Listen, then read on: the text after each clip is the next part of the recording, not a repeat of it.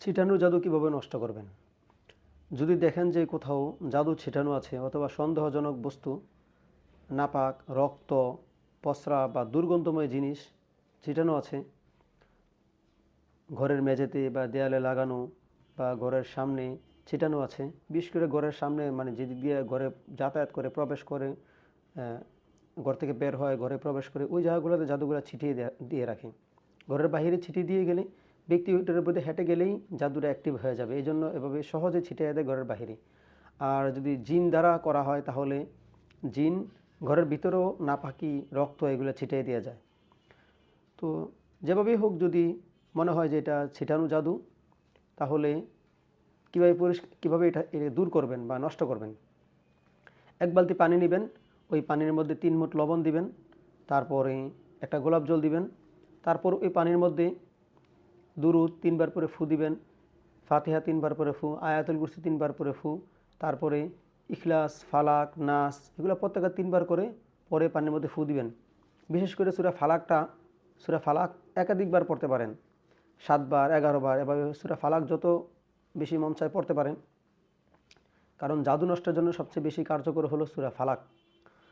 তো বিশেষ করে সূরা ফালাকের যে আয়াতটা, অমিন শারিন নাফাসাতি ফিল উকদ, এটা বুঝে, অর্থ বুঝে পড়তে পারলে ভালো। এছাড়া সম্পূর্ণ সূরা ফালাক অর্থ বুঝে যদি পড়তে পারেন, এটা সবচেয়ে ভালো। মিন শাররি মা খালাক, আল্লাহ যাহা কিছু সৃষ্টি করছেন সব কিছু ক্ষতি থেকে আল্লাহর কাছে পানা চাই। তো এর মধ্যে জাদু, বদনজর, হাসাদ, ছিটানো জাদু, সব জাদু অন্তর্ভুক্ত আছে, কারণ সব কিছুতে ক্ষতিকারক যেগুলো, এগুলো থেকে আল্লাহর কাছে পানা চাই নিলেন।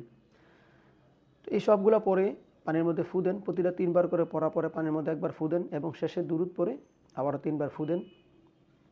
তারপর এই পানি, যেই জাদু জায়গাটা, ওটার মধ্যে পানিটা ঢেলে দেন, একদম পরিষ্কার করে ফেলেন। প্রথমে হ্যাঁ, মানে পানিটা ঢেলে দিয়ে তারপরে এটা পরিষ্কার করে ফেলেন এই জায়গাটাকে, যে জাদুর যে জিনিসগুলো সেগুলোকে পরিষ্কার করে ফেলেন। যদি দেয়ালে হয় তাহলে দেয়ালের মধ্যে ওই পানিটা দিয়ে দেয়ালটাকে ধুয়ে দেন, ভালোভাবে ধুয়ে ফেলেন, একদম জাদু যা আছে উঠে ফেলেন একদম। তো এরকম 3 দিন করতে পারেন, 3 দিন করবেন। 3 দিন করলে ইনশাআল্লাহ আশা করি ওই জাদুটার কার্যকারিতা নষ্ট হয়ে যাবে। গোলাপ জল যে মিক্স করবেন, পানিটার জন্য সুঘ্রাণ যুক্ত হয়, এরকমভাবে মিক্স করবেন। তো এরকম 3 দিন করে দিতে হবে। একই পানি দিয়ে 3 দিন ধুয়ে দিতে পারেন। অর্থাৎ মনে করেন বেশি করে পানি রেডি করে নিলেন, আজকে একবার এই পানি দিয়ে পরিষ্কার করলেন, কালকে আবার এখান থেকে কিছু পানি দিয়ে পরিষ্কার করলেন, পরের দিন আবার এখান থেকে কিছু পানি দিয়ে পরিষ্কার করলেন। অথবা প্রতিদিন এভাবে নগদ পানি রেডি করে, যদি অনেক বেশি জায়গা হয় তাহলে বেশি পানি লাগবে, তাহলে নতুন করে